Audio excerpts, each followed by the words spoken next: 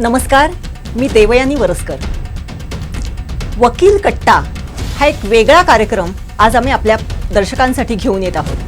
खरं तर असं म्हटलं जाते की कोर्टाची पायरी कधी चढू नये, आणि जर ती कोर्टाची पायरी चढली तर जो काही एक रंजक आणि रोचक असा प्रवास त्या अशिलाला करावा लागतो तो तर फार म्हणजे आपण अनेक किस्से असे ऐकलेले आहेत की वकिली आणि अशील. याच अनुषंगाने आज आपण या वकील कट्ट्यामध्ये आपल्या सिंधुदुर्ग जिल्ह्यातले 3 प्रथितयश वकील की ज्यांनी 45 वर्ष आपली वकिली या जिल्ह्यामध्ये केलेली आहे, एकत्रित सिंधुदुर्ग किंवा रत्नागिरी जिल्हा असताना पासूनची त्यांनी वकिली सुरू केलेली आहे, अशा वकिलांना आज आपण आपल्या स्टुडिओमध्ये आमंत्रित केलेलं आहे आणि त्यांच्याकडून आज आपण जाणून घेणार आहोत एकूणच या वकिलीचा रोचक असा प्रवास. आज आपल्या स्टुडिओमध्ये आलेले आहेत ॲडव्होकेट विलास पांगम. पांगम सर, मी तुमचं सिंधुदुर्ग लाईव्ह आणि कोकण सातमध्ये मनपूर्वक स्वागत करते. आपल्या स्टुडिओमध्ये आलेले आहेत ॲडव्होकेट अजित भणगे. भणगे सर, मी तुमचं स्वागत करते. आणि आपल्या स्टुडिओमध्ये आलेले आहेत ॲडव्होकेट सुभाष पंडुरकर. पंडुरकर सर, मी तुमचं स्वागत करते. खरं तर मी जसं म्हटलं की वकिली म्हटलं किंवा कोर्ट म्हटलं की तेच कागद, तेच खटले, तीच कित्येक वर्षानुवर्ष चाललेल्या केसेस, असा एक रटाळ असा कार्यक्रम असतो असं म्हटलं जाते. परंतु खरंच हा रटाळ शब्द या वकिलांच्या अनुषंगाने खरा ठरतो का, आपण जाणून घेणार आहोत. आपण या तिन्ही वकिलांना विचारणार आहोत की खरं तर त्यांची सुरुवात कशी झाली. कारण ज्या 45 वर्षापूर्वी 40 वर्षापूर्वी त्यांनी वकिलीला सुरुवात केली तेव्हा वकील होणं हे तेवढंसं प्रेस्टिजियस होतं का नव्हतं का, एकूणच त्यांच्या या सगळ्याच अशा प्रवासाबद्दल आज आपण उहापोह करणार आहोत. मी पहिल्यांदा जाईल ॲडव्होकेट विलास पांगम यांच्याकडे. सर, आपण एक 45 वर्षापूर्वी वकिलीला सुरुवात केलीत, रत्नागिरी जिल्हा अखंड होता. वकिलीकडे जाण्याचा तुमचा हेतू होता की तुम्ही म्हणजे असं मुद्दाम त्या ह्याच्याकडे गेलात, त्या क्षेत्राकडे? नाही, कसं झालं, मी ॲडमिशन घेतली लॉला आणि ते पुरं झालं. पुरं 2 वर्ष कोल्हापूरला केली मी, नंतर शेवटचं वर्ष मुंबईला केलं, नंतर 2 वर्ष LLM केलं मुंबईतच. आणि मी खरं योगायोगाने किंवा अपघाताने वकिलीमध्ये आलो. मी LBAला ॲडमिशन घ्यायला माझ्या मित्राला सांगितलं होतं, तो माझं ॲडमिशन क्लोज झालं आहे, त्याने माझं LLBला ॲडमिशन घेऊन टाकलं कोल्हापुरात. मग मी म्हटलं आता हरकत नाही, आमच्या नशिबात नॅशनल MBA. मग मी LLB कोल्हापुरात 2 वर्ष केलं आणि 3रं वर्ष मुंबईत केलं आणि 2 वर्ष मग नंतर केले. मध्ये गॅप पडल्यानंतर LLM केलं. आणि 77 साला जेव्हा मी आलो सुरुवातीला, मी जवळजवळ डिसेंबर 13ला मुंबई सोडली. तर मला मुंबईत राहायचं नव्हतं पहिल्यापासून. मी पहिल्यापासून मोठंच होतं की मला मुंबईत राहायचं नाही, वकिली करायची नाही, काय नोकरी पण करायची नाही. गावात जाऊन लोकांची सेवा करायची, लोकांचं काय ते असेल ते लोकांनी जरा आपल्याला लोकांची अडचण आहे. कारण कसं होतं, लोकांना बऱ्याच कायदा आणि कोर्ट वगैरे म्हटलं की बऱ्याचशा लोकांची फारच अडचण होत होती.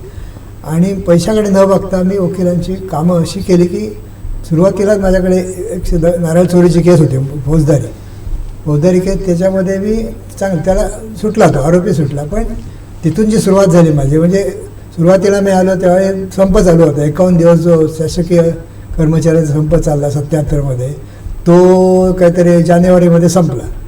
तिथून मग कामाला सुरुवात झाली. तोपर्यंत असं कोर्टात मी जात होतो, गेलो, समोरच जज कलार म्हणून होते, MR कलार, ते बाहेर आले होते. मी त्याला म्हणजे इझी इनसाईड म्हणजे त्या कोर्टाला विचारलं आतमध्ये आहेत का, म्हणजे कोणाला पाहिजे, कोण भेटणार, मग साहेबांना भेटायचं. तो मीच साहेब म्हणाले. मग आमची इथे ओळख झाली बरी साहेबांनंतर. आमचं त्यांचं जरा रिलेशन बरं होतं, म्हणजे हे नाही वकील आणि असं तरी लिमिटमध्ये ठेवूनच त्यांचं आमचं रिलेशन बरं झालं. मग हळूहळू कामं यायला लागली. कारण काय झालं होतं, ते मी येण्यापूर्वी 30 वर्ष सबनीस वकील आले होते, त्यांना मी येऊन 30 वर्षानंतर सिनियर केलं. अरे बाप, अशी परिस्थिती, म्हणजे एवढा गॅप होता. सबनीस वकिलांना मी सिनियर केलं आणि त्यानंतर ते हळूहळू नंतर कोणतरी अजित आला, नंतर गोडकर आला. तात्यात काय झालं, बेंगुरला 4च वकील, सावंतवाडी कुडाळवरून वकील यायचे. त्यावेळी मालवणकर, भणगे, रांगणेकर, पाटणकर, नार्वेकर असे सगळे वकील बेंगुरलात काम करायला यायचे. कारण वकील नाही तर त्याची कामं घेतो कोण, कारण फौजदारी कामासाठी कोणतरी तरुण असं, कारण सबनीस वकील सिव्हिलमध्येच कायम. त्याच्यानंतर मी फौजदारी कामं चालू केली, मला कामं मिळायला लागली. एवढी कामं मिळायला लागली की माझं डायऱ्या भरून काम, पण पैसा काय नाही. लोक आता जो तो आबा येते रे म्हणजे असे लोक की गावातला वकील म्हटल्यानंतर लोक म्हणजे काय हे काय ह्याचं बघ त्याचं बघ कोण आहे असं लोक आम्हाला बरोबर. आणि बरोबर आपल्याकडे आहे. कोकणामध्ये साध्या साध्या गोष्टींसाठी कोर्टात जाण्याची तेव्हापासूनची परंपरा आहे असं म्हणायला काय हरकत नाही. दारू जुगार ह्या केशी अगदी अगदी अशा मळ आता जाता मी सोडवल्या. त्याच्यामध्ये त्याने कोणी पैसे दिले घेतले 50 रुपये हे केले. त्यात कोणाला म्हातारी वगैरे असली त्याला जायला पैसे नसले रिक्षाला 5 रुपये काढून दे अशी पण परिस्थिती आम्ही केली. आणि त्यावेळी लांब लांबचे लोक आजची परिस्थिती कशी आहे तुम्हाला ट्रान्सपोर्ट खूप चांगला झाला. त्यावेळी अजिबात ट्रान्सपोर्ट नव्हतं, रिक्षा नव्हत्या, मोबाईल नव्हते. बरोबर. आणि जे कम्युनिकेशन जे आहे बसशिवाय पर्याय नव्हता. बरोबर. गाड्या आमच्या केव्हा मी फेब्रुवारी 1979ला स्कूटर घेतली 5,180 रुपये विजय सुपर. आणि त्याच्या दुसऱ्या दिवशी बजेट होतं ते 5,800 किंमत झाली. आणि पेट्रोल 1 रुपया 50 पैसे होतं ते 1 रुपया 80 पैसे झालं. ही परिस्थिती त्यावेळी. पण स्कूटर घेऊन त्या लांबचा रत्नागिरी प्रवास करू शकत नव्हतो आम्ही. नंतर काय झालं हळूहळू आम्ही बसने रत्नागिरीला जायचो. रत्नागिरी 6.5 रुपये तिकीट होतं रत्नागिरीचं त्यावेळी. आम्ही जायचो. आणि मी गडिंग्लजचं काम घेतलं, अजराचं काम घेतलं तर जायचो मी आपले कोणतरी पाटील वकील होतं त्यावेळी त्या आणि बरोबर जाऊन मग असे फिरून यायचं. आणि आजराची केस मला तर 100 रुपये रोज होते गडिंग्लजची केस मेंटेनन्स. पण त्यावेळी हे परवडत होतं. स्कूटरने जाणं बसने जाणं हे काय ते काय पेट्रोल 4 रुपयाचं पेट्रोल लागायचं काही जास्त पेट्रोल लागत नव्हतं. म्हणून मग जायला लागलो. हळूहळू काम वाढलं. मग ते तिकडची केस मग निकाल झाली. आजरात आमच्या मेवण्याचीच केस होती 411ची चोरीचा माल घेतला म्हणून. त्याच्यातून तो सुटला. आणि मग नंतर आजराचं वगैरे काम बंद केलं. मी जायला बंद हे केलं. नंतर गोव्यात एक माझ्या मित्राची केस होती मारामारीची ती सुद्धा तो बंदीच सोडले. म्हणजे कारण ते जायला परवडेल. कारण गोव्यात कसं आज तारीख दिली की 6 महिने पुढची तारीख. बरोबर. त्याच्यामुळे ते गोव्यात जाणं शक्य झालं नाही. आणि आमच्या इकडे काम असताना कशाला जावं. बरोबर. असं आम्ही करत होतो. रत्नागिरीला जाता एक मजेशीर किस्सा असा आहे की मी रत्नागिरीला एकदा गेलो कामासाठी. आमची त्यावेळी 6:30ला वेंगुर्ला गाडी होती. वेंगुर्ला रत्नागिरी. त्याच्यानंतर ती गाडी पोचायची 12 वाजता रत्नागिरी. ती वेंगुर्ला रिटर्न गाडी येत होती 2 वाजता. त्याच्यामुळे 12 वाजता जाऊन 2 वाजेपर्यंत काम आटपून आम्हाला कधी शक्य झालं नाही. मग ते 4 वाजता मालवण गाडी होती, 5 वाजता सावंतवाडी गाडी होती. आणि सावंतवाडी 5ची गाडी पकडून कोल्हापूरहून एक येणारी गाडी वेंगुर्ला गाडी मिळायची 9:30ला. ती मिळाली तर मिळाली नाही तर नाही. एकदा मी असं धो पाऊस होता जाम हे झालं गाड्या सगळ्यात गेल्या होत्या वेंगुर्ला वगैरे काय मिळालं. मी सावंतवाडी गाडीला आलो. ड्रायव्हरला सांगितलं वेंगुर्ला गाडी दिसली तर थांबव. पण धो पाऊस होता. तो म्हणाला बघितलं झाले प्रयत्न करून वेंगुर्ला गाडी क्रॉस झाली पण ती गेली गाडी. नंतर मी सावंतवाडीला आलो. बस स्टँडवर मी रात्र काढली. मग दुसऱ्या दिवशी 8-7ची गाडी 8 वाजता घरी गेलो. बायको एकटी अर्धा जीव झाला होता तिचा. 7-8 महिन्याचा मुलगा होता. आणि बायको ती वाट बघत होती. रात्रभर झोपली नाही. मग येऊन मी घराकडे समाधान केलं काय परिस्थिती झाली. तेव्हा ती कुठे समाधान झालं. कारण त्यावेळी मोबाईल नाही फोन पण नव्हते. बरोबर. हे आपले फोन माझ्याकडे 85 मध्ये फोन आला 138 नंबर वेंगुर्ल्यात. त्यावेळी अगोदर फोनच नव्हते. आणि त्यावेळी सांगतो हे करून डायल करून ट्रंक कॉल करून घ्यायचं. बरोबर. त्याच्यामुळे ते कम्युनिकेशन अतिशय कठीण होतं. नंतर काय झालं तिथे त्या दरम्यान हा रस्ता सिमेंटचा होता पूर्वी हा हायवे. तो अतिशय खराब झाला. सगळं मोठ्या अशा फाड्या सुटून बरोबर खापऱ्या अशा असायच्या आणि त्याचा कडकड आवाज यायचा गाडी चालताना. त्याच्यामुळे स्वतःची गाडी नाही कोणाची गाडी पक्षगाडी घेऊन शक्य नव्हतं. त्याच्यामुळे आम्ही जाऊन ते हे करत होतो तसे जात होतो. त्याच्यामुळे ती परिस्थिती आज जर आठवली तर कानगाव शहर आहे. बरोबर. रात्रभर इथे राहावं लागलं आम्हाला. पण तिथे त्यावेळी रिक्षा पण नव्हत्या ना. तो का रिक्षाचा नव्हता. नाहीतर मी रिक्षाने जाऊ शकलो असं. रिक्षा नव्हत्या. त्याच्यामुळे सावंतवाडीत मी गेलो. ते आबा पण दुसरा होता. आमचे पाहुणे पण होते. मी गेलो नाही. पाऊस खूप जाणार कुठे रात्रीचं चालत जाऊन दिसणार कपडे नव्हते. त्याच्यामुळे शेवटी मग स्टँडवरच काढला आणि सकाळी गाडी पकडून घरी. खरं तर आता तुम्ही म्हणजे आता हे जे काही तुम्ही सांगताय की 1 रुपया 50 पैसे पेट्रोल 1 रुपया 80 पैसे झाले 5,879 रुपयाची तुमची विजय सुपर. म्हणजे आता 10 रुपये तिकीट 10.5 रुपये रत्नागिरीचे म्हणजे 10 रुपयाची नोट आता बहुतेक कालबाह्य होईल आता थोड्या दिवसांनी की म्हणजे 10 रुपयाचं चलन जसे 5 पैसे 10 पैसे गेले तसे आता 10 रुपयाची नोट सुद्धा कदाचित जाईल. म्हणजे तेव्हापासून आपण वकिली सुरुवात केलेली आहे. मी भणगे सरांकडे जाईन. भणगे सर आपली जी म्हणजे कौटुंबिक पार्श्वभूमी होती ती थोडीशी वकिलीची होती. पण असं म्हटलं जाते की डॉक्टरचा मुलगा डॉक्टर होतो पण तो वकिलाचा मुलगा वकीलच व्हावा अशीची परिस्थिती तेव्हाची नव्हती. मग तुम्ही या ह्याच्याकडे ओढले गेलात की तुम्हाला जी काही कौटुंबिक पार्श्वभूमी होती त्या याच्यामुळे तुम्हाला जावंसं वाटलं? असं काही नाही, म्हणजे असं मी या व्यवसायाला असं झालं नाही. मी सायन्स ग्रॅज्युएट आहे. पुढे इंटर सायन्स झाल्यानंतर मी एक निर्णय घेतला की इथे कुठेही जाण्यापेक्षा आपण वकिली क्षेत्रात जावं. आणि तसं मी माझे वडील तात्यासाहेब भणगे जे ॲडव्होकेट होते त्यांना हे बोलून दाखवलं. आणि त्यानंतर माझा मात्र एक मार्ग बरोबर फिक्स झाला की तिथे आहे लॉ कॉलेजमध्ये जायचं, LLB करून परत यायचं. आणि त्यानुसार मग मी ग्रॅज्युएशन नंतर मुंबईला गेलो, लॉ कॉलेजमध्ये ॲडमिशन घेतली. मध्यंतरीच्या काळात मला बजाजचं मॅनेजमेंट करण्याचा योग आला, कॉस्टिंग मॅनेजमेंट करण्याचा योग आला. आणि त्या दरम्यान काही नोकऱ्याही लागत गेल्या. रिझर्व्ह बँकेमध्ये लागली, सेंट्रल बँकेमध्ये लागली. पण माझं एक ध्येय मात्र होतं की मी वकिली क्षेत्रात येणार आणि गावी येऊन वकिली करणार. त्यानंतर मध्यंतरी आणखी कसं झालं की मला मग सेंट्रल बँकेमध्ये त्यांचे फर्स्ट टाइम मॅनेजिंग ऑफिसर्स म्हणून पोस्ट काढल्या होत्या. आणि माझं मग थोडं द्विधा मनस्थिती झाली होती की ही पोस्ट सोडून द्यायचं का इथे वकिली क्षेत्रात यायचं. पण मी तो निर्णय मात्र घेतला आणि या वकिली क्षेत्रात आलो आणि वडिलांवर वकिली करायला सुरुवात केली. प्रश्न असा राहतो की तुमच्याकडे जेवण बनवण्यासाठी सगळं साहित्य आहे, काही कमतरता नाही आहे. पण शेवटी तुम्हाला जेव्हा तुमचं जेवण स्वतःला बनवता येईल तेव्हा तुम्ही चांगले आचार्य होऊ शकता. तसं माझ्याकडे केसेस यायला, माझ्या ऑफिसमध्ये केसेस यायला तात्यांच्या कृपेने केसेस होत्या, परंतु त्या टिकवून ठेवणं आणि त्याच्यावर लोकांमध्ये विश्वास निर्माण करणं हा प्रत्येकाचा वैयक्तिक भाग असतो. आणि तो त्याप्रमाणे मी सुरुवात केली. त्यामुळे पूर्वी कसं होतं की कुडाळ आणि वेंगुर्ला हे जॉईंट कोर्स होती. आणि त्याच्यावर 15 दिवस कुडाळला, 15 दिवस वेंगुर्ल्याला. पुढे असं झालं आणि त्यामुळे आम्ही मी मालवणकर वकील आणि तात्या असे आम्ही सकाळी STने वेंगुर्ल्याला जायचो 15 दिवस.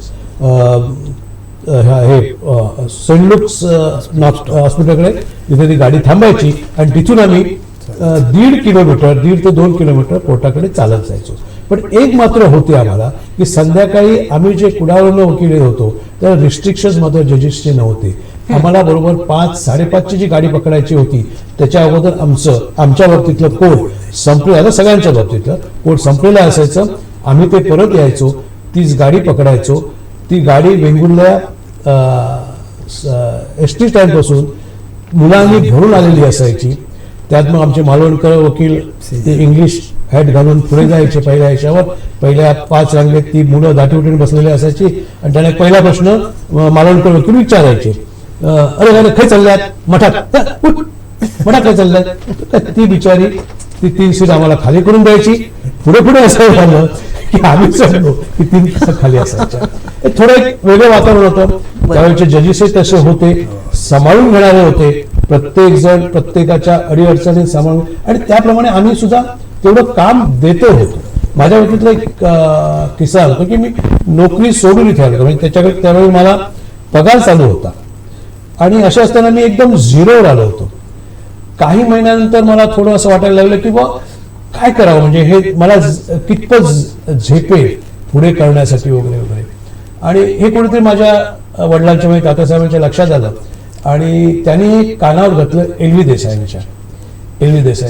आणि माझ्या त्याच्यात म्हणजे वडिलांबरोबर LV देसाईंचा सुद्धा मोठा भाग त्यात आहे. मग आम्ही एकदा वेंगुर्ला कॉलेजकडे आम्ही STला उभं असताना ते सावंतवाडी आणि मी कुडाळ. तेव्हा मला म्हणाले की अरे असं वाटतं की तू काहीतरी परत चाललंय मुंबईत, असा कानारील असा.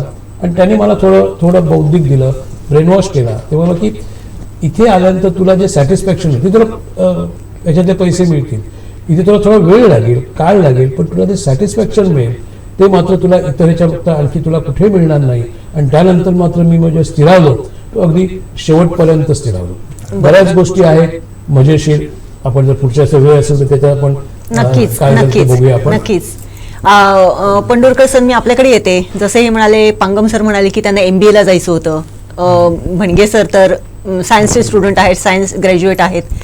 आपल्याला सुद्धा म्हणजे आता बापूसाहेब महाराजांच्या पुण्यभूमीमध्ये, म्हणजे त्यांच्या सावंतवाडीमध्ये, सुंदरवाडीमध्ये आपण प्रॅक्टिस करता किंवा आपला जन्म झालेला आहे. आपण या क्षेत्राकडे कसे आलात? बरोबर. माझे वडील तहसीलदार होते रेव्हेन्यू खात्यामध्ये, त्यामुळे महसूल विभागाशी आमचा संबंध होता. मी 8वी 9वीत असल्यापासून कोर्टाविषयी किंवा तेव्हा जेव्हा हे गोविंद चित्रमंदिर सावंतवाडी थिएटर होतं, तिथं सिनेमा बघायला मी जायचो किंवा तिथे कोर्ट ड्रामा किंवा कोर्टाचे त्यावेळेला मग ते त्यावेळेचे जे काही पिक्चर जर आपण बघितले म्हणजे 66, 62, 68 या पिरियडमध्ये, तर त्याच्यामध्ये कोर्ट ड्रामा किंवा कोर्टाचे बरेचसे सीन असायचे. आणि मला स्वतःला नाटकात काम करायची खूप आवड होती.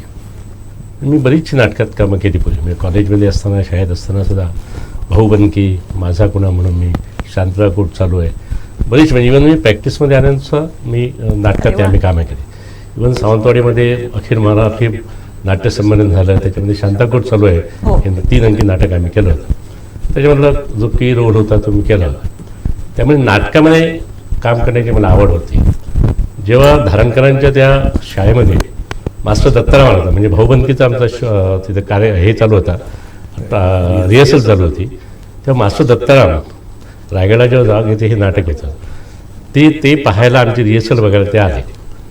त्यांनी माझा आवाज आणि माझं ॲक्टिंग पाहिलं तर मला त्यांनी विचारलं, तू पुण्याला येशील का, आपण अकॅडमी चालवतो आहे आणि त्यामुळे तू भाग घेशील का, तुला मी 300 रुपये तेव्हा देईन म्हणजे दरमहा. असं मी कॉलेजच्या दुसऱ्या वर्षाला होतो, म्हणजे 69 69मध्ये जर 300 रुपये देईन म्हणून सांगितलं, तर तुला पुण्याला यावं लागेल.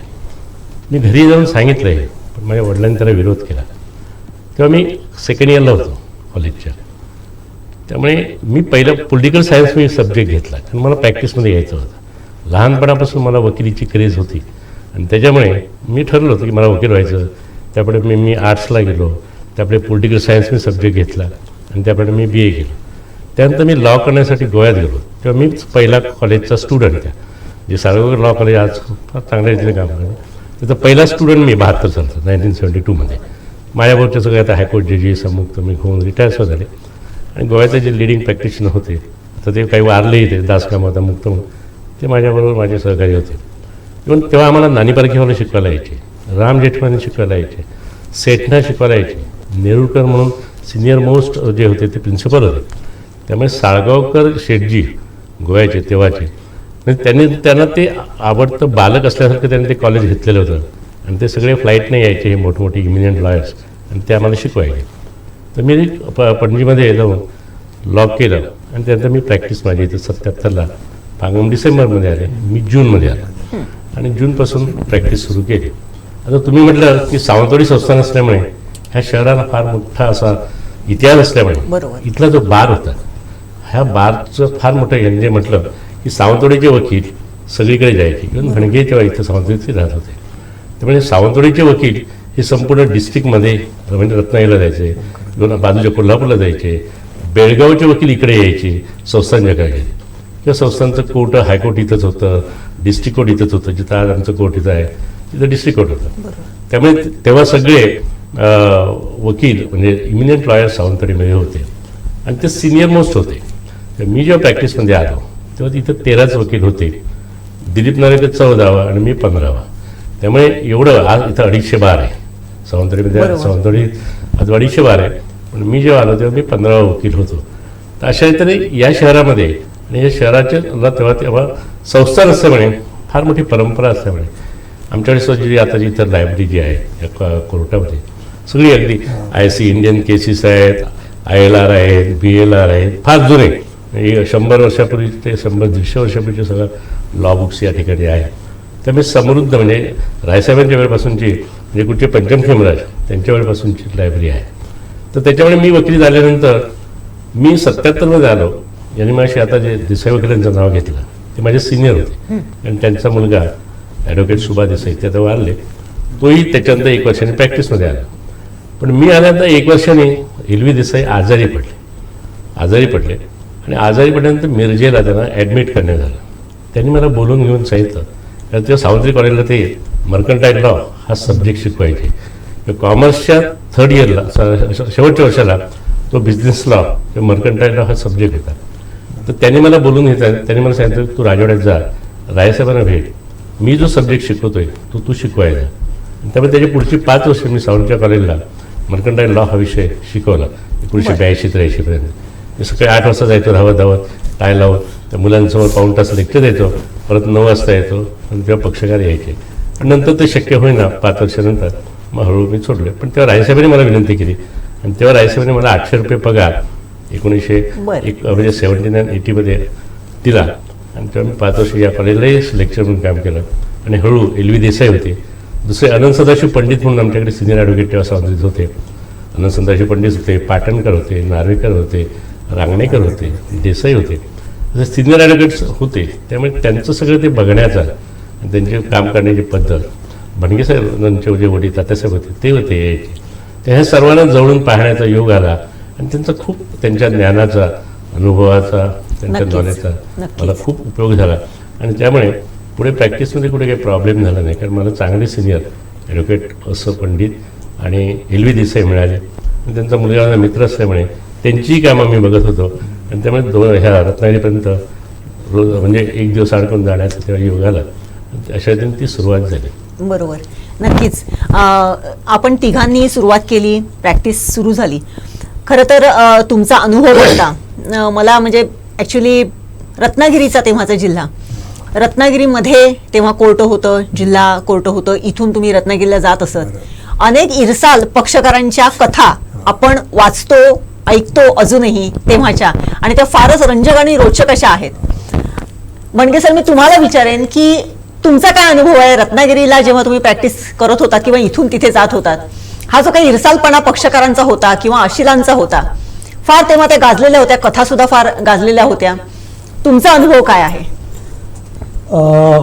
मला वाटतं की रत्नागिरी इथे जेव्हा कोर्ट सुरू झाला होता, पण हालचाली सुरू होत्या की सिंधुदुर्ग जिल्हा झाला नव्हता. पण इन अँटिसिपेशन आम्ही रत्नागिरीला जाऊन मी मॅरेज पिटिशन, ॲक्सिडेंट क्लेम आणि लँड रेफरन्सेस असे दाखल करायला जायचो. मला वाटतं 7:20ची वेंगुर्ला गाडी असायची, कुडाळला 7:20ला यायची वेंगुर्ला. ती गाडी पकडून आम्ही साधारण 11-12 पण पोचायचो. तिच्या समोर कुठेतरी रुपयाच्या हॉटेलमध्ये थोडासा नाश्ता केला की तेच आमचं जेवण असायचं. आणि त्याच्यानंतर काम करायला जायचं. पण तिथे सुद्धा सिनियर युनियनचे कोण जजेस असतील, डिस्ट्रिक्ट जजेस असतील, तर त्यांना इथे आम्ही जो थर्ड कोकणातून जे येत होतो त्यांना प्राधान्य दिलं जायचं. किस्सा सांगायचा झाला तर मला आठवतं एक मी मॅरेज पिटिशन 13ब खाली म्हणजे म्युच्युअल कन्सेंट, संमतीने घटस्फोट घेऊन दाखल केला होता. आणि शेवटच्या दिवशी ज्या वेळेला जबानी होणार होती त्याच दिवशी जबानी घ्यायचे, त्याच दिवशी निकाल व्हायचा. मोठं काय नव्हतं. आणि माझ्याकडे त्यावेळेला 1956ची डुक्कर फियाट होती, काळी अशी, म्हणजे बघितली असेल कुठच्या तरी जुन्या पिक्चरवरती असली. आणि आम्ही तो नवरा, ती बाई होती ती माझी पक्षकार होती आणि नवरा जो होता तो म्हणजे पक्षकार अगोदर विरुद्ध बाजूला होता. मग त्या म्युच्युअल कन्सेंट दाखल केल्यामुळे प्रश्न आला नाही. मला चांगलं आठवतं की तिथे असं होतं की पाटील म्हणून सिनियर युनियनला होते. पाटील ते म्हणाले की म्हणजे तुम्हाला कितीची गाडी आहे? तर म्हटलं साहेब, मला म्हटलं गाडी मी स्वतःची आणली आहे. मग आपण एक करूया म्हटलं, मी एक थोडंसं जेवून घेतो आणि 2 मिनिटात तुमचा सगळा निकाल वगैरे करून मोकळं होऊन जातो. पण त्याच्यावर त्यांनी त्या दोघांना बोलवलं, नवरा बायकोला, उठायच्या अगोदर. आता उठणार आणि पुढे जाणार. आणि त्यांना विचारलं, फक्त विचारून ते जाणार होते किंवा तुमचं संमती ठरलंय, तुमचं एवढं ठरलंय. ती माझी पक्षकार बाई होती, नाही मला मान्य नाही. आणि मी कोण होता नखशिकांत म्हणजे भिजून जाणार, पायाची वाळू सवय, सगळे प्रकार त्यावेळेला माझ्या डोळ्यासमोर आले. काही तिथे माझ्या चेहऱ्यावर दिसत असावे. आणि ते पाटील साहेबांच्या लक्षात आलं. मग ते म्हणाले, म्हणजे तुम्ही खाली बसा. ते जेवायला गेले नाही. त्यांच्या पिंजऱ्यात घेतलं, शपथ दिली आणि सगळं तिच्याकडे विचारून गेलं की याच्यावर तुझी सही आहे, तुझं म्युच्युअल कन्सेंट ठरलेलं होतं, त्याप्रमाणे तुम्ही ॲग्री झाला होता, हे इतके पैसे नवऱ्याने तुम्हाला द्यायचे ठरले होते, ते तुला मान्य होते, त्याप्रमाणे तुम्ही दाखल केलात, ते दाखल करून तुम्ही आता केलेले आहेत. आणि मग आता तुझा विचार काय केला, तर मला आता माझा विचार बदलला की मला इतक्या पैशात जमणार नाही म्हणून मी हे केलेलं आहे. त्यावेळेला ते रुलिंग आलं होतं की एकदा दाखल झाल्यानंतर पुन्हा ते विड्रॉ करता येत नाही. पण हे झाल्यानंतर साहेबांनी दुपारी चेंबरमध्ये पाटील साहेबांनी ती जजमेंट तयार केली. आता तो डिस्पोज ऑफ केला, काय विषय नाही. पण एक चांगला अनुभव की समोर आल्यानंतर काय होतो वकिलाचा, आणि वैशिष्ट्य म्हणजे वकिलाला, ज्युनियर वकिलाला सांभाळून घेण्याचे त्या काळचे जजेस होते, हे सुद्धा फार महत्वाचं आहे. म्हणजे आयुष्यभर लक्षात राहणारा होता. त्याच्यानंतर मी एकदा याला गणपतीपुळ्याला असं गेलो होतो आणि ते पाटील साहेब ट्रान्सफर झाली होती पुढे डिस्ट्रिक्ट जज असं मला माहित नाही, आले आणि मला एकदम म्हणाले की अरे म्हणजे तुम्ही, ते त्यांनी सुद्धा माझ्या लक्षात ठेवलं की ही व्यक्ती असं झालेलं होतं म्हणून. एक आयुष्यभर लक्षात राहणारा माझा किस्सा आहे. हे फार जास्ती महत्वाचं होतं. पांगम सर, तुमच्या लक्षात असा राहिलेला एखादा प्रसंग? मी क्रिमिनलपेक्षा सिव्हिलमध्ये जास्त इंटरेस्ट घेऊन काम केलं. मला लोकांचं जे सिव्हिलमध्ये जे नॉलेज आहे ना, हे क्रिमिनलमध्ये मिळत नाही. प्रत्येक केस वेगवेगळी असते आणि त्या केसमध्ये जो एक बारीकसा पॉईंट मिळाला तरी केस टर्न होऊ शकत होती, अशी सिव्हिलची पद्धत आहे. त्याच्यामुळे सिव्हिलमध्ये काम करताना जो मला अनुभव होता तो बऱ्याच लोकांची कामं मी अशी केली ती आता मी केलं म्हणजे जरा बाजून त्याच्या कमी करून दिलं असं माझं म्हणणं नाही, पण त्यांच्या बाजूने झाली आणि त्यांनी जे समाधान व्यक्त करून डोळ्यात जे अश्रू आणले ती आमच्या कामाची पावती होती. म्हणून आम्ही ते बरीचशी सिव्हिल कामं हे केली. क्रिमिनल काय सकाळी सुरू झाली की संध्याकाळी संपली, त्याच्यात आम्हाला फारसा रस नसायचा. तरीसुद्धा बऱ्याचशा केसेस मी आणि पाटील बऱ्याच विरुद्ध काय झालं होतं, पाटील आणि मी काउंटर केस होती. पाटीलने माझीच क्रॉस सगळी विचारली, त्याचा आरोपी सुटला आणि माझ्या आरोपीला सुटले, शिक्षा झाली अशी परिस्थिती आहे. आणि त्याच्यावर अपील केलं, तो अपीलच सुटला. पण अशी परिस्थिती आहे की माझेच प्रश्न त्याने विचारले आणि मग माझ्या उलटी झाली आणि त्याने हे केलं. दरेकर म्हणून जज जे होते त्यांनी ते हे केलं. आणि एकदा असं काही गोष्टी घडत असतात त्यामुळे आम्हाला काय वाटत नाही की कोणाच्या बाजूने केस झाली ह्याला काहीही किंमत नाही. आणि बिगर अमाऊंट म्हणजे एकदम किरकोळ पैसे द्यायचे लोक त्यावेळी पैसे देतो, काय पैसे म्हणतात. मी 150 आणि 300 रुपयात दावे दाखल केले आहेत मलाईचे, अशी म्हणजे त्याच्या तिकीटच माझी, वकील फी माझी, सगळं माझेच. असे बरेचसे लोकांची कामं चालवली. त्याच्यामुळे ते सगळ्या आठवणी इतक्या मला भरलेल्या आहेत. पर्टिक्युलर अशी काढून वेगळी अशी देता येणार नाही. पण रत्नागिरीचे आम्हाला बरेचसे गोष्टी, मी इथलीच एक वाडीची अपील होतं, ते कॉम्प्रोमाइज झालं होतं इथे, कोरगावकरांचं अपील होतं ते तिथे जाऊन आम्ही पहिल्यांदाच मी गेलो ते माझ्या पक्षावर घेऊन गेले आणि ते अनंत कोरगावकर ते होते, ते वादी होते त्याच्यात अपील. आणि इथे त्यांनी कॉम्प्रोमाइज केलं होतं आणि तिकडे जाऊन त्यांनी कॉम्प्रोमाइज करायचं होतं पण तो आलाच नाही पक्षकार, म्हणजे तो विरुद्ध पक्षकार. आम्ही वाट बघितली थोडा उशीर आणि तो आला बऱ्याच उशिराने. आणि मग साहेबांनी ते विचारलं, माझी तर घावडगुंडी निघाली, म्हणजे पाय थरथरायला लागले. पहिली सुरुवात आणि डिस्ट्रिक्ट कोर्टात आणि त्यावेळी ते नेवगी वकील, नेवगी जज होते, भयंकर कडक असं काय उलटं सुलटं घ्यायचं एकदम असं हे करायचं. इथे 1% म्हणून वकील जज होते, फार चांगले, म्हणजे स्ट्रिक्ट होते पण चांगले, हे नाही आमच्या नोकझोक बऱ्याच वेळा व्हायची, बऱ्याचदा. इव्हन हे त्यामुळे मी एकदा उलट तपास मालवणीत घ्यायला सुरुवात केली. ते म्हणे नो नो नो मग आम्हाला समजत नाही तुमची भाषा, कसं करणार. म्हटलं पक्षकाराची भाषा आहे ती, मला त्याला त्यांच्या भाषेत प्रश्न विचारले पाहिजे, त्याला समजणार नाही. त्याच्यामुळे तो जरा असं खटके व्हायचे. पण तो जज चांगला होता, मग त्याने मग सांभाळून घ्यायचा, विचारा म्हणाले काय ते बघूया काय ते. मग तुम्ही ट्रान्सलेटर नाही म्हणाले, ह्याला ट्रान्सलेटर कशाला म्हणलं साहेब, अशी परिस्थिती होती. त्याच्यामुळे ते पण इथे जजेस काही होते ते काम फार चांगले पण होते, कडक पण होते. इव्हन हे दिवेकर म्हणून होते, हां समजूतदार होते. त्यामुळे समजलं की ते नाही त्रास द्यायचे, पण त्रास द्यायचेच, पण समजलं की मग नाही त्रास. दिवेकर म्हणून होते इथे. माझं ते 18 जूनची तारीख होती, धो पाऊस पडला, सगळीकडे बंद झाले रस्ते आणि बँकेचा दावा होता ह्याला राहिला सुनावणीला, ते त्याने डिस्मिस करून टाकला ना, मी आलो नाही म्हणून, पार्टी नाही हे नाही, ते हिअरिंगला होता. दुसऱ्या दिवशी मी गेलो, साहेबांना पेपर दाखवला, हे बघितलं काय साहेब काय होतं, आम्ही का आलो नाही तुम्हाला माहिती आहे, का आलो नाही माहिती आहे, आणि पक्षाचं नुकसान किती, बँक आहे ती, बँकेला नुकसान म्हणजे पब्लिक फंड्स नुकसान हे होतात. तर मी तुम्हाला एक रिक्वेस्ट करतो, विदाउट माय ॲप्लिकेशन रिस्टोर करा सूट. त्याने ताबडतोब वर्ग ताबडतोब रेस्टॉर करून दिला आम्हाला सूट. असे पण होते जजेस ना. ते होते, तो खोडकरच होता, देवेकर जज खोडकर एकदम. तो अतिशय कोणाला काय बोलले सांगता येतं, पण ते असं लेफ्ट राईट घेतलं की ते ऐकून हे करायचे, असं होतं. पंढरकर सर, आपण सुद्धा रत्नागिरीमध्ये प्रॅक्टिस केलेली आहे, काय सांगाल? तेव्हा सिनियर डिव्हिजन जे कोर्ट होतं ते रत्नागिरीला होतं, त्यामुळे हे मॅरिज पिटिशन तिथं दाखल व्हायचे. तर माझ्याकडे कन्सेंट डायव्हर्स पिटिशन दाखल करण्यासाठी ह्या गवळी तिथला जो शिवाजी चौक आहे सौंदर्यतला, तिथली एक गवळी फॅमिलीपैकी तो गवळी तो आला, तो गव्हर्नमेंट सर्वंट होता. त्याच्या बायकोचं काही मेंटली डिस्टर्ब ती होती, त्यामुळे त्याला कन्सेंट डायव्हर्स घ्यायचा होता. तर त्याप्रमाणे त्याने तो माझ्याकडे आला आणि म्हणाला, साहेब तुम्ही ते सगळं तयार करा, मी बायकोला घेऊन येतो आज आणि सह्या तिच्या घ्या इथं, आणि नंतर मग तिकडे यायचं की नाही ते आपण ठरवूया, दुसऱ्या दिवशी रत्नागिरीला जाऊया. म्हटलं ठीक आहे. मग तो संध्याकाळी आपल्या बायकोला घेऊन माझ्याकडे आला. तिला मी सांगितलं काय काय आहे ते. तिने ते म्हणाले ठीक आहे, आणि तिने सह्या माझ्याकडे केल्या आणि ती जायला गेल्यानंतर रात्री तिचं काय मत बदललं कोण जाणे. तिला वाटलं आपल्याला नवरा आपल्याला आज सोडून जाणार, आता वकिलाकडे सह्या केलेल्या आहेत आणि घटस्फोट मिळणार, आपण वाऱ्यावर पडणार. तर अशा परिस्थितीमध्ये आता काय करायचं असं तिच्या डोक्यात विचार आला. रात्री ती 12 वाजता शेणी ज्या असतात ना, हो, त्या शेणी जळत्या घेऊन त्याच्यावर निखारा ठेवून ती माझ्या घरी आली. आम्ही रात्री झोपलेलो होतो, आम्हाला काही माहिती नाही. आणि माझं जे जुनं घर आहे ते संपूर्ण लाकडी आहे, म्हणजे त्याचा जिना जो आहे लाकडी आहे आणि घर जुनं असल्यामुळे सगळं लाकूड आहे. तर ती रात्री आली, तिने गेट उघडलं आणि तिने त्या जिन्यामध्ये ते जळती शेणी आणि त्याच्यावर ती आग ठेवली. तर तिचा उद्देश काय होता की जे तिच्या संध्याकाळी सह्या मी घेतलेले आहे आणि तिने जी काही संमती दिली ते सगळं जळून जावं अरे बापरे, घरासकट, ही तिच्या डोक्यामध्ये विचार आले. परंतु आणि ती गेली रात्र 12 वाजता तिने ते केलं आणि ते निघून गेले.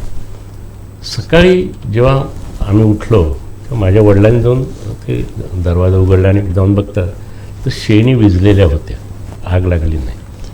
नंतर मग जेव्हा आम्ही उठलो चौकशी केली तर मला स्ट्राईक झालं की बहुतेक हे त्या गवळ्याचं किंवा त्याच्या म्हणजे त्या बायकोचं हे काम असावं. मी त्याला बोलवून घेतलं आणि म्हटलं असं झालेलं आहे, खरं काय? तुम्हाला शक्यता नाकारता येत नाही, कारण तीच मेंटली डिस्टर्ब आहे. रात्री जर तिच्या मनामध्ये विचार आले की हे जर मी लिहून दिले याच्यानं आपलं संपलं, तर तिने ते कृत्य केलं असावं. त्याच्यानंतर मग मी ते दुसऱ्या दिवशी गेलो नाही, तो पिटिशन दाखल केला नाही. आता ती दोघे नवरा बायको वारले, परंतु ते जर घडलं असतं हो, तर तिच्या नक्कीच. मनामध्ये त्यावेळी कोणते तो विचार येतात, विघातक, की बा हे घर जाळून टाकलं की की त्याच्यात तर ते हेही गेलं काय, ते जे लिहून घेतलेलं आहे वकिलाने. कारण तेव्हा या पद्धतीने म्हणजे तिचा फार साधा विचार होता की कारण ते तिच्या आयुष्याच्या दिवसात ते बरं होतं, परंतु त्याचे परिणाम कुठपर्यंत होईल. म्हणजे त्यानंतर आम्ही रात्रीचं 8 तास सुद्धा रात्र झालं 9 वाजले की गेटला कुलूप लावतो. ती जी सवय तेव्हा झाली ती आजही संध्याकाळी म्हणजे 10 साडेदहा झाले 10 वाजले की गेटला कुलूप लावतो. तर हे जी त्या घटना घडली, वकिलांनी सुद्धा आमच्या कोणता प्रसंग येऊ शकतो, लोकांची मानसिकता काय असते, हा केव्हा केव्हा कोणत्या क्षणी काही होऊ शकत नसतं. कारण त्यांची प्रॉपर्टी किंवा त्यांचा व्यक्तिगत त्यांचा पर्सनल इंजुरी जी होऊ शकते त्याबद्दल त्यांना ते गोष्ट मोठं असते ना, जे आपल्या देशातून तेवढी हे असते. जसं डॉक्टरला एखाद्या ऑपरेशनचं काही वाटत नसतं, तसं आम्हालाही वकिलांना सुद्धा ती केस चालत असतं. आम्ही काही पर्सनली त्याच्यामध्ये इन्व्हॉल्व होत नाही, परंतु त्या व्यक्तीला त्यांचा त्याच्यामध्ये इंटरेस्ट असल्यामुळे ते होऊ शकतं. त्यामुळे हा एक प्रसंग तेव्हा होता आणि त्याच्यानंतर आजपर्यंत आम्ही ते गेटला कुलूप राहून होऊ शकतं म्हणून ते तसं करण्यात. बरोबर, म्हणजे ते थोडक्यात निभावलं, ठीक आहे, नाहीतर फार मोठा प्रसंग घडू शकतो. याच्यावर सगळ्याच वकिलांनी विषय हे ठेवा की संध्याकाळनंतर तुमच्या प्रत्येकाने आपापल्या ज्यांना गेट, कारण लोकांची मानसिकता काय असते ते सांगू शकता येत नसते. सर, आता बोलता बोलता म्हणजे मगाशी तुम्ही म्हणालात की मी नाटकांमध्ये कामं करायचो. मला तुम्हाला एक छोटासा प्रश्न असा विचारावा असं वाटतो की आपण हिंदी पिक्चरमध्ये बघतो, म्हणजे फार वकील जे असतात त्या हिंदी पिक्चरमधले फार नाटकीरित्या तिकडे सगळं जे काय असते ते सादरीकरण करत असतात आपल्या आशिलाच्या बाजूने. असं आहे का, असं आहे का? तुम्हाला कधी तुमच्या नाटक करण्याच्या त्या आवडीचा प्रत्यक्ष याच्यामध्ये कधी फायदा झाला? मला स्टेज डेअरिंग त्यामुळे आलं, मला प्रेझेंटेशन करता आलं, आर्ग्युमेंटला त्याचा फायदा आला. म्हणून मी सुरुवातीला सांगितलं की मी रंगभूमीवर काम करत असल्यामुळे पुढे मला माझ्या रोजच्या प्रॅक्टिसमध्ये खूपच फायदा झाला की जेणेकरून आपण आर्ग्युमेंट म्हणजे वकिलाला ते गुण आवश्यक आहेत. नुसतं ठोकळ्यासारखं उभं राहून तुम्ही क्रॉस घेऊ शकत नाही.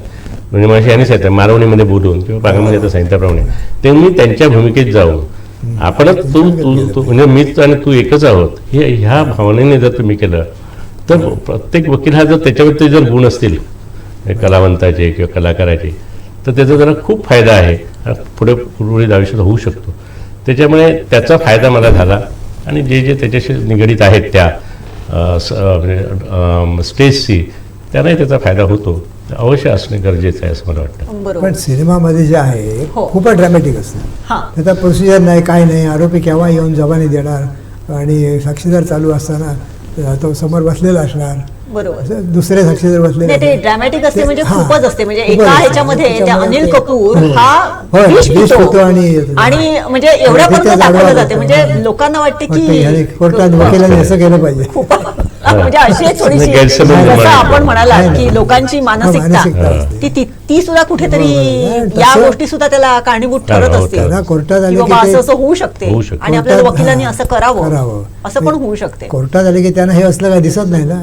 बरोबर. आम्ही आता भणगी आणि मी आता मामलेदार कोर्टावर भांडतच होतो एकामेकाशी अगदी तडाक्यात म्हणजे जोरदार भांडायचो आम्ही मामलेदार कोर्टात. म्हणजे ते ऑफिसातले लोक पण बघायला यायचे काय ह्यांचं झालं इतकी परिस्थिती होती. त्याच्यावर ते व्हायला बाहेर आलं तर आम्ही मित्र होता सगळं. बरोबर. कोणाचं काय तेढा घेणं नाही. बरोबर ते हो, म्हणजे बरंच रत्नागिरीच्या झालं. ह्याच्यासारखं की हो. जाताना एसटी मध्ये हो, सगळेजण हो, सगळं बरोबर एकत्र जायचं. येताना एकत्र फक्त कोर्ट हॉलमध्ये एकमेकांशी जोरदार भांडाभांडी करायची. आणि बाप्पा नार्वेकर बसमध्ये कोणाचं तिकीट काढायला द्यायचे नाही, आपण काढायचं बरं. तिकीट. बाप्पा नार्वेकर असेल ना बसमध्ये तर कुठल्याही वकिला तिकीट काढायचं नाही. ते आपण बरोबर. जेवढाला गेलो तर ते आपण पैसे देणार. बाप्पांची एक हे होती की स्ट्रॅटेजी होती ती, ज्युनियर वकिलांनी किंवा दुसऱ्या वकिलांनी पैसे द्यायचे नाहीत. बरं बसचं तिकीट पण काढायचं नाही अशी आमचा पण होतो. आमचं तिकीट आम्ही कधी काढलं नाही बाप्पा असताना. अशी परिस्थिती आहे. बाप्पांचा तो एक स्वभाव होता, चहा पाणी हे ते सगळं आपल्या खर्चात करायचं. तिने कधीच त्यांनी नुकसान काय केलं नाही. बरोबर. अशी त्यांची म्हणजे स्वभाव. साहेब तुम्ही काय म्हणत होता? नाही हे बाप्पा नार्वेकरांचं विषय आला म्हणून सांगतो. बाप्पा नार्वेकर हे छाया लॉजमध्ये राहायचे. हो, तर छाया लॉज म्हणजे एकदम म्हणजे ते स्मॉल रूम आणि लहान म्हणजे जनता ह्याचं नाही आपलं छाया गेस्ट हाऊस छाया गेस्ट हाऊस समाजवादी पक्षाचे विचारसरणीचे जे मालक होते आणि वळण असे पहाड वगैरे आणि त्यांची एक नेहमीची खोली असायची, त्या खोलीतच ते राहायचे. पुढे मी जाऊन राहायला लागलो म्हणजे त्या छाया हॉटेलमध्ये. त्याचं एक वैशिष्ट्य असते, पूर्वीसारखं असं काही नव्हतं. तिथे मालक बसायचे वणजू, त्याच्या मागे एक छोटी पाटी असते, आपण जी शाळेत बघितलेली पाटी असते हो. त्याच्यात मग तिथे लिहिलं असतं सकाळी 6 वाजता खोली नंबर अमुक, सगळं मराठीला, खोली अमुक भणगे वकिलांना उठवणे. तिथे यायला प्रत्येकाला समजलं की भणगे वकील थांबले. ती वेगळी मजा होती, वेगळी मजा होती. माझा एक आणखी एक किस्सा मी प्रक्षारांच्या बाबतीतला सांगतो. मी त्यावेळेला 307 माझी पहिली केस होती म्हणजे 306ची होती. मृत्यू हे करण्याचं आत्महत्या करण्याचं प्रवृत्त केलं.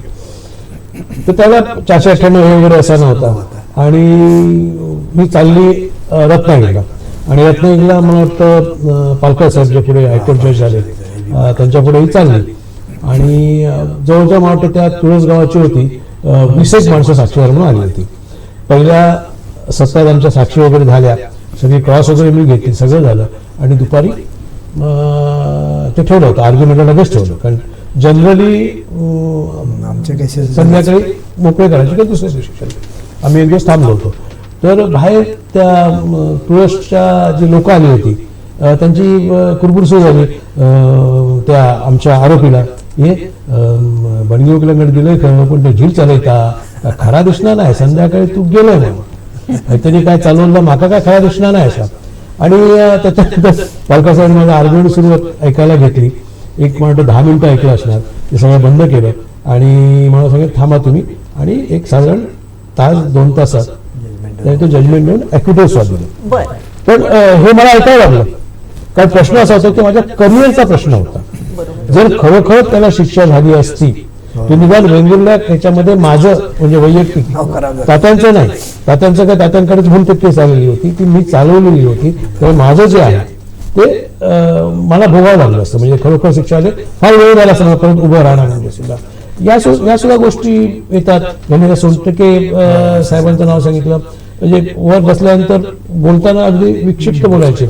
मला आठवतं मी 3 आरोपींची केस चालू होतो की आंबोलीला कुठेतरी ती चोरी झाली होती कुठेतरी फॅक्टरीमध्ये. 1 नंबर तर्फे मी होतो, 2 आणि 3 हे अनडिफेंडेड होते, म्हणजे त्यांना सरकारी वकील वगैरे असं देऊन काहीतरी करण्यात आलं होतं. मग मी माझे प्रश्न विचारताना बरोबर मी त्या साक्षीदाराला 2 आणि 3ची सुद्धा विचारले, मग त्यांचे प्रश्न विचारले. ते हिंदीत बोलायचे आणि बाजूला सुरेश असत दाभोलकर म्हणून त्याने ते बाबू म्हणायचे सुरेश, आणि वरनं त्याने एक छोटा थसत ऐकला, बाबू खुद तो डूब रहे हैं साथ में दुसरे को भी डुबा रहे हैं. ऍक्टिव्ह केलं त्यांनी मला, पण माझं दुसरीकडे काय केलं की तू बघ काय ते दुसऱ्याचं काय बघा ते आणि बघून गेलं काय ते तुला बघायची गरज नाही. पण एक खेळीमेचं वातावरण होतं, त्यामुळे नवीन जरी किती बोलले तरी हा प्रश्न येण्यासारखा नव्हता. एकदा त्याच्यात जरूर लगेच सांगतो की मी एक काहीतरी रेंट ॲक्टची केस होती सावंतवाडीची, आणि मी ते हिशोब लिहून ठेवलेला होता की किती रेंट मिळेल, ते मी हजर केलं होतं. हजर करताना ते मोठं सुरेश दाभोलकर होते, त्यांनी असं उचलून ते देत होते की 2 रुपयाच्या 6 नोटी जुन्या बाहेर पड्डीशी उडाल्या. ते अक्षरशः घामाघूम झाले, कारण पैसे कोर्टासमोर दिलेले असे. पण तरच 100% होते. म्हणाले, बाबू डरने की जरूरत नहीं है, बहुत पुराने नोट है उसमें थे. हे सुद्धा सांभाळून घेण्याची वेगळी पद्धत होती. हे असे बरेच किस्से आहेत. आता तुम्ही तिघही जणांनी इतकी वर्ष प्रॅक्टिस करत आलात. परवाच्या दिवशी आपल्या जिल्ह्यामध्ये एक मोठा कार्यक्रम झाला क्लेपचा, की ज्याच्यामध्ये नवोदित वकिलांना एक माहिती किंवा जास्ती त्यांना आणखीन पुढच्या काही विषयांचं विशेष ज्ञान देण्यासाठी काही वक्त्यांना बोलवण्यात आलेलं होतं. परंतु आता जे तुम्ही सांगताय, म्हणजे पांगम वकिलांनी सुद्धा सांगितलं की मी एवढ्या पैशामध्ये काम करायचो, आपणही म्हणजे फार कमी ह्याच्यामध्ये सुरुवात केली. मला वाटते तेव्हा तर आपले जे सर्वोच्च न्यायालयाचे न्यायाधीश जे आलेले होते त्यांनी सुद्धा बोलता असं बोललेलं, भूषण गवई साहेब त्यांनी असं म्हटलेलं होतं की नवोदितांनी पहिल्यांदा आपल्याला BMW स्कोडा कशी मिळेल याच्यापेक्षा आपली प्रॅक्टिस, आपलं ज्ञान कसं वाढेल ह्याच्यावरती जास्ती आता लक्ष द्या. तर हा जो काही थोडासा फरक पडलेला आहे त्या संदर्भामध्ये पंढुरकर साहेब काय सांगाल? बरोबर आहे. आताची मानसिकता जी मुलांची आहे, म्हणजे आता मुलांना झटपट श्रीमंत, नवश्रीमंत ज्याला म्हणतो, ती होण्याची इच्छा आहे आणि त्या दिवसातून ते होतंय. आता त्यांना काय वाटतं की त्या ह्याच्यावर मोबाईलवर आपण एका मिनिटामध्ये ते काढता येतं. गुगलवर तुम्हाला सगळे ॲक्ट मिळतात, सगळे रूल्स मिळत आहे, नोटिफिकेशन मिळत आहे. याच्यामुळे आपण पटकन वरती जाऊ असं त्यांना वाटत असतं. एक्सपिरियन्सची काही गरज आहे अशातले भाग नाही. त्यामुळे समोरच्या व्यक्तीला रिस्पेक्ट देणं, सिनियरना रिस्पेक्ट देणं, हे सगळं कमी होत गेलेलं आहे. जे आमच्यावेळी आम्ही ते राखलं, त्यामुळे आज आम्ही जे समाधानी आहोत त्याचं कारण ते आहे की आम्ही आमच्या सिनियरना फार रिस्पेक्ट देत होतो.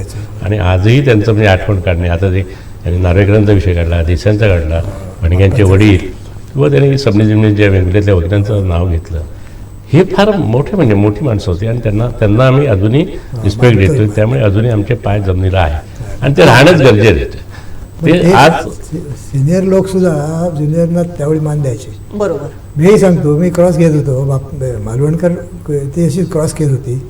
मालवणकर एका मी साक्षीदाराला त्यांच्या भापणची केस होती, तर जाड चष्म्याचं हे होतं मिंग, तुका हे इतक्या दिसणार नाही मरे.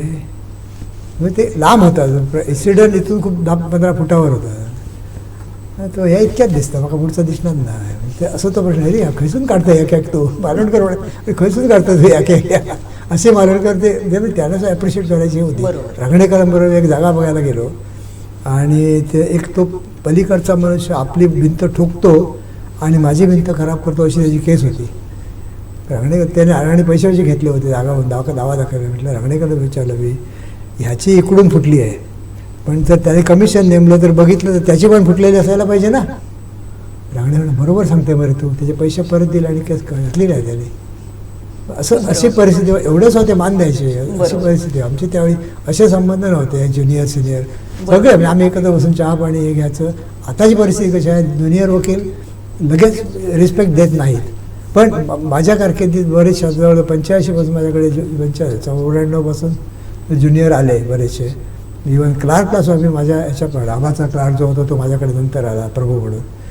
त्याला सन्मानाने म्हणजे सन्मान आहे, त्याला काय इडीच पिढीच नाही करायचं. बरोबर. ज्युनियर आला, माझ्याकडे पोकळे होता, प्रभू खानोलकर होता, सुषमा खानोलकर होती, आमचा वारंग होता, हे सगळे बेंगलोरला माझ्याकडे ज्युनियर होते. कोणाची अशी रिस्पेक्टफुली माझ्यावर अजूनही ते रिस्पेक्टने वागणार, बरोबर अजिबात हे नाही कधी. इव्हन आबाने सांगला म्हणून आम्ही असे असो, अशी सुद्धा त्यांची हे आहे. बरोबर. त्याच्यामुळे हा तो सामान सुद्धा आता परवा वारला तो विधी अधिकारी, हा सुद्धा माझ्याकडे होता रोसला असताना बरोबर. कामाला, पण तो सुद्धा असा रिस्पेक्ट, तो आता साधा होता जरासा, पण तो सुद्धा असं काय काम असेल वगैरे ते येऊन रिस्पेक्ट. आम्ही कधी ज्युनियर आहे असं कधीही भेदभाव केला नाही.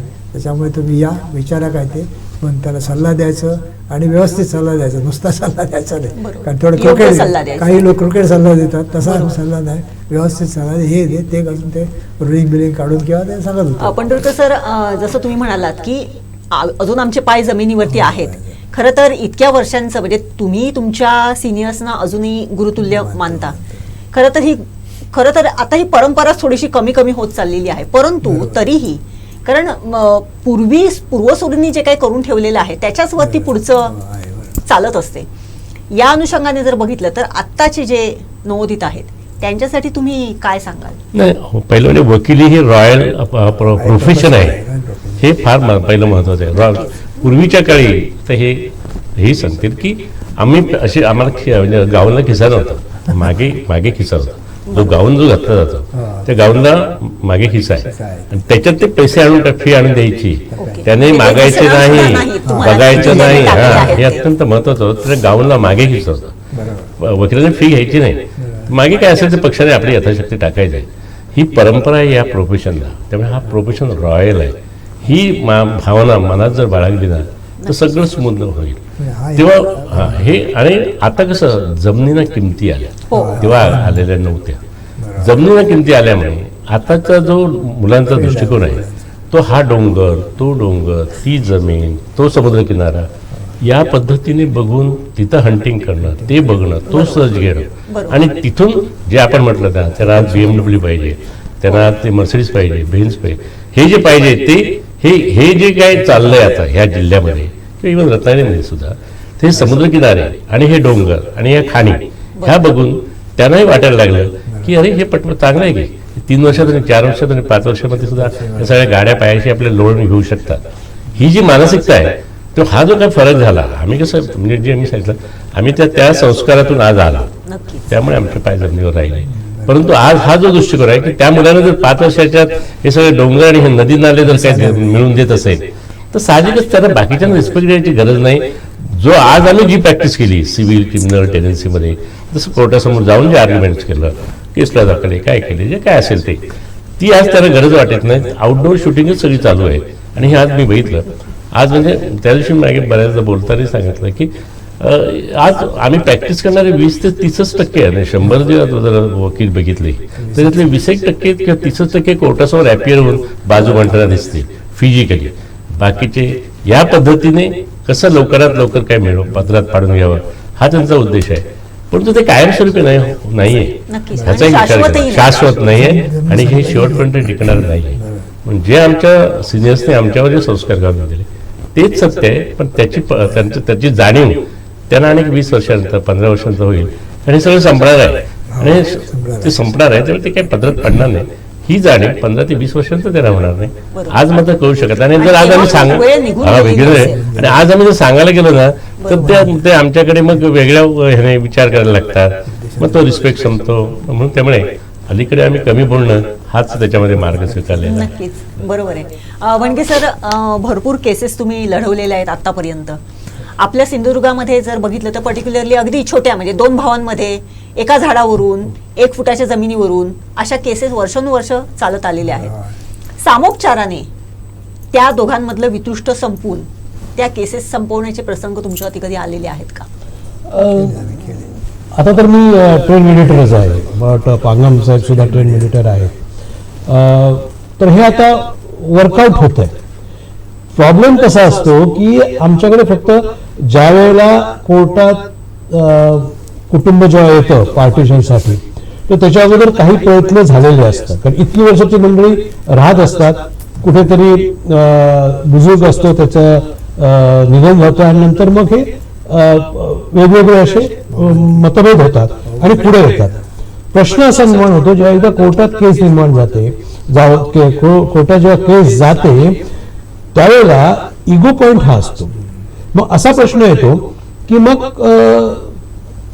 कॉम्प्रोमाइज कोणी करायचं, बरोबर. कॉम्प्रोमाइज साठी कोण आला. मग आम्हाला थोडंफार कुठेतरी हे सांगावं लागायचं, नाही नाही काय आलं की त्याच्या वकिलांनी मला विचारलं का कॉम्प्रोमाइज होतोय का. मग हा कसं आलं काय, म्हणजे त्यांनी त्याकडनं आला काय. मग तो खुश कशासाठी, तर माझा मोठ्या भावाने नंतर घेऊन तो माझ्याकडे आला. मग आता मला काही एक नको असा, आता मला काही एक नको असा घेऊन टाकू दे, कायच नको काय माका नकोच होतं. माका इतकंच वेळ लागतं की मग त्याचा चुकला म्हणून म्हणत काय झाला. पण हे चुकलं म्हणायचा फार वेळ लागतो, काय लागतो, बराच काळ गेलेला असतो. आणि म्हणून दिवाणी कायद्याची अमेंडमेंट झाली आता की कोर्टाकडेच हे काम दिलंय की दावे आणि कैफियत ज्यावेळेला कोर्टासमोर येते तेव्हा ते जजेस असतात, त्यांना नॉलेज असतं, ते वकील म्हणून त्यांनी काम केलेलं असतं. तेव्हा साधारण दावा वाचल्यानंतर आणि कैफियत वाचल्यानंतर ठराविक मुद्दे वाचल्यानंतर यात की कॉम्प्रोमाइजचा एलिमेंट आहे हे त्यांना माहिती होतं की साधारण काय होऊ शकतं. मग त्यांच्याकडेच हा आता दिलाय की त्यांनीच हे मिडिएशनला टाकायचं. आणि हे मिडिएशनला गेल्यानंतर काही वेळा तो खरा म्हणजे वेगळा विषय आहे मिडिएशनचा, त्याच्याकडं तासभर वेगळे लक्षात होईल. त्यामुळे मेडिएटर जर चांगला मेडिएटर असेल तर तो व्यवस्थित केस हँडल करू शकतो. आणि अशा कितीतरी गोष्टी की ह्या कॉम्प्रोमाइज झालेल्या आहेत आणि लोक आनंद. आणि वैशिष्ट्य कसं होतं की विन विन पोझिशन कशी होते की तुम्ही एखादा 1 कोटी जिंकतो, दुसऱ्याकडे अपीलात जातो, परत जिंकतो, हे पैसे तर खर्च होतातच. परंतु ज्यावेळेला दोघे एकत्र ज्यावेळेला येतात तेव्हा ह्या तडजोडी बरोबर त्यांच्या घरातलं वातावरण सुद्धा बदलतं. बरोबर. ते मग ते तसं वातावरण पूर्वीसारखं राहतं. घरातल्या बायका मंडळी, मुलांचं, पुतणे वगैरे यांचे जे वाद असतात ते संपुष्टात येतात आणि विन विन पोझिशन होते मिडिएशन. इथली आम्ही एक रांगणेकरांची सुद्धा केस रांगणेकर इथे विलास रांगणेकर वकील, त्यांचे भाऊ कोल्हापूरला असत. एकदम मनुष्य असा की तो काही ऐकून घ्यायच्या मनस्थितीत नव्हता त्यावेळी. एवढी चालली केस, बरेच दिवस चालले, खूप दिवस चालले. आम्ही मेडिएशनकडे घेतली, ह्याच्याकडे मेडिएटर म्हणून नेमलं आणि बरेच दिवस करता करता करता एकदा ते कारण ते आंबोलीची त्यांची मोठी जागा होती, त्याच्यावर हे होतं, घरातलं काय फारसं नव्हतं, घर आणि त्याच्यातला हिस्सा वगैरे असं म्हणून त्याने ते हे केलं. मग शेवटी त्याला नमतं घ्यायला लावलं कोणाला, कोल्हापूरला. रांगणेकर म्हणाले मला काय हे नाही, त्याला 2 मुलीच होत्या, तेव्हा म्हणाले मला काय आवश्यकता नाही कशाची, काय गेलं तरी चालतं म्हणून त्याने ते हे केलं. आणि मग ती शेवटी कॉम्प्रोमाइज झाली केस. पहिल्या एक लवकरच 2-4 महिन्यात 2-4 वर्षावर असं ते ॲडजस्टमेंट होते. मग कसं ते आता बरं आहेत ना भाऊ. बरोबर. म्हणजे ते एक वेगळं समाधान सुद्धा आहे की भाऊ 2 पक्षकार आणि आम्हाला समाधान तेवढं की आम्ही घडून आणलं. आणि जसा पंढुरकर सरांनी सांगितलं तसं प्रसंगही कधी येण्याची शक्यता नाही, नाकारता येत नाही. आमच्याकडे एक सांगतो म्हणजे यात विश्वास, अंधविश्वास काय म्हणायचं मला माहित नाही, पण आमच्याकडे अशी मंडळी आहेत की देवाला कौल लावून वकिलाकडे देऊ का नको असं विचारलं जातं. अतिशोक्ती नाहीये, ही अतिशोक्ती नाही, ही अगदी म्हणजे काल परवापर्यंतची गोष्ट सांगतो. अजूनही हे आपल्याकडे आहे. वकील कोण द्यावा हे देवाला विचारू आहे. काय आता कदाचित वकिलांची देवाबद्दलची भावना जास्त असेल आणि इतक्या वर्षांमध्ये कदाचित तुमच्या लोकांची माहिती त्या देवाला पण माहिती असेल की बाबा ही माणसं आहेत इतक्या वर्षापासूनची. लोक देवपण पण करतात, लोक म्हणतात देवपण करतात, त्रास होणार तुम्हाला सुद्धा, किती घालतात ते तुम्हाला पण त्रास होणार आणि काही वेळा त्रास होतो पण. वाटतं की ह्या केसमध्ये आपल्याला काहीतरी प्रॉब्लेम आहे. नक्कीच, कारण काय प्रत्येक वेळेस सगळ्याच पक्षकारांचं समाधान तुम्ही करू शकत नाही. कधीतरी ऍडव्हर्स होणार, कधीतरी त्यांच्या बाजूने होणार. त्यामुळे जो बाजूने असेल तो निश्चितच सुखी असेल, पण जो ऍडव्हर्स ह्याच्यामध्ये गेलेला असेल त्याला वाटत असेल की नाही बाबा आपला वकील कुठेतरी चुकला किंवा आपल्याला त्यांनी न्याय देऊ शकला नाही, ही कुठेतरी थोडीशी भावना असू शकते. एकूणच आपण आतापर्यंत बघितलं की वेळ पूर्णाचं हे झालं, रत्नागिरी झालं, त्याच्यानंतर आत्ताचं हे झालं.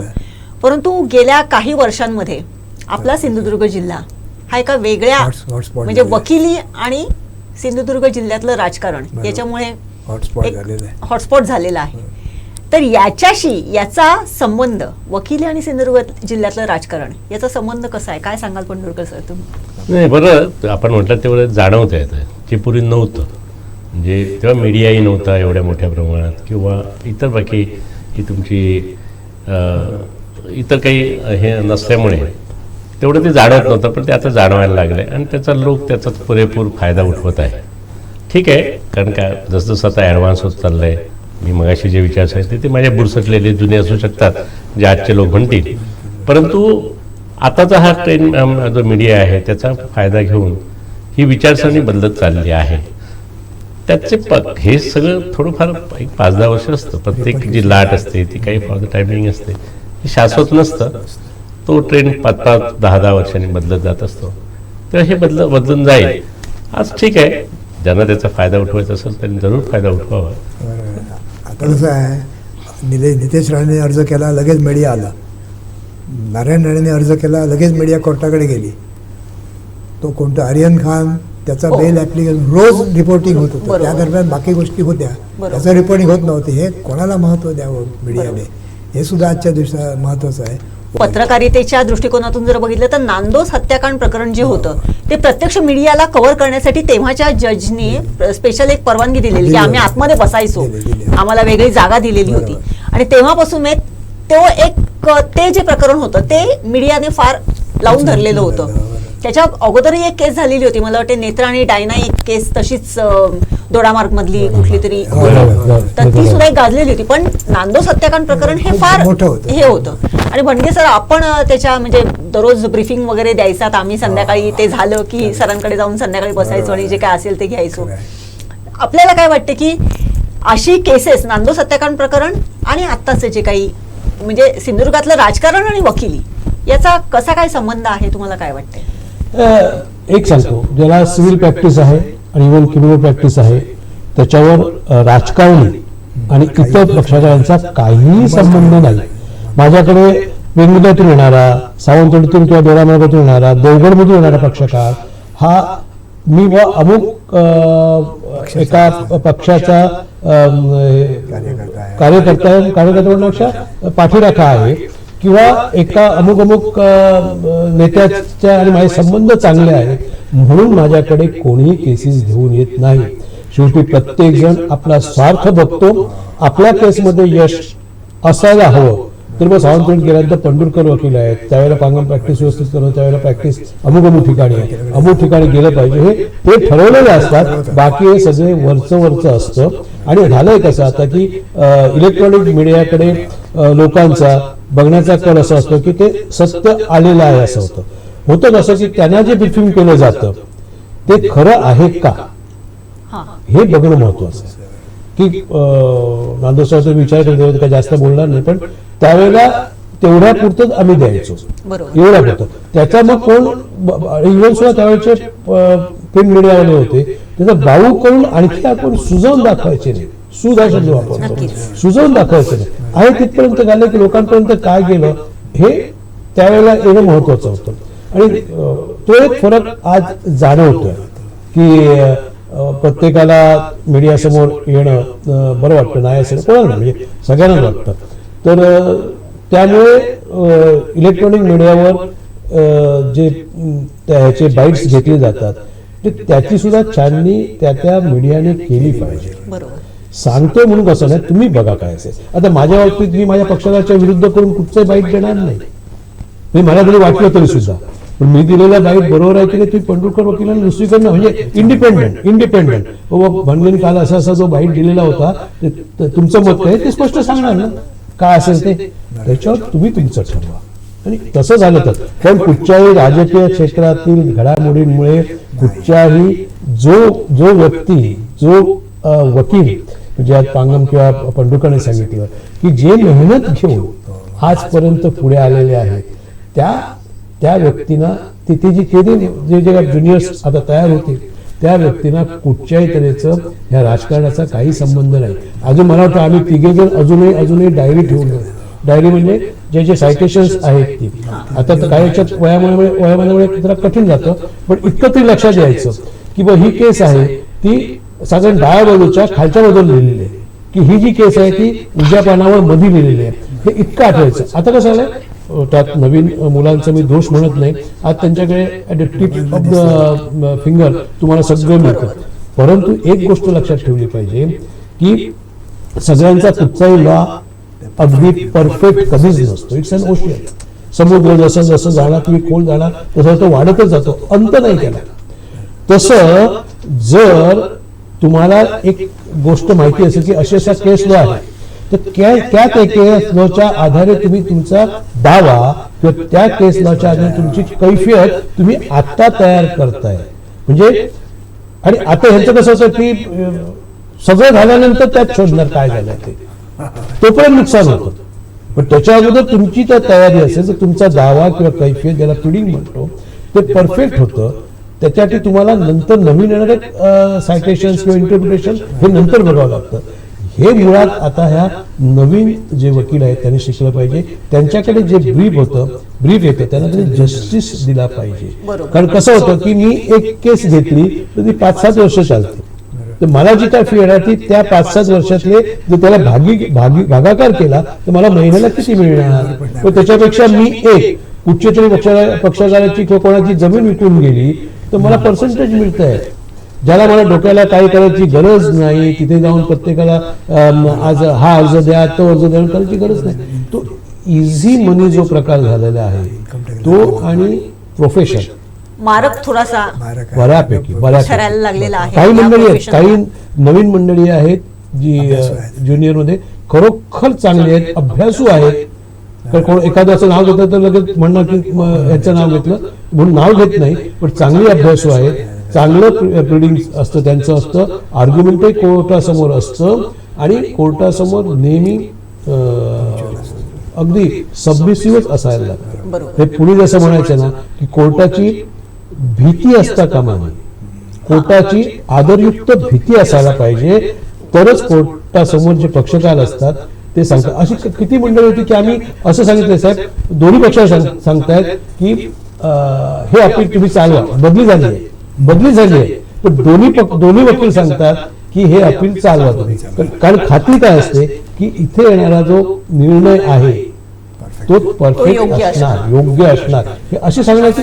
मग त्याप्रमाणे ते जजची हे ठरवली जाते. बरोबर. जर दोन्ही वकील सांगतात की मला अपील यांच्याकडे चालवायचं आहे तर तेच या दोन्ही गोष्टी 12 आणि 25 आल्या पाहिजे त्याप्रमाणे. नक्कीच.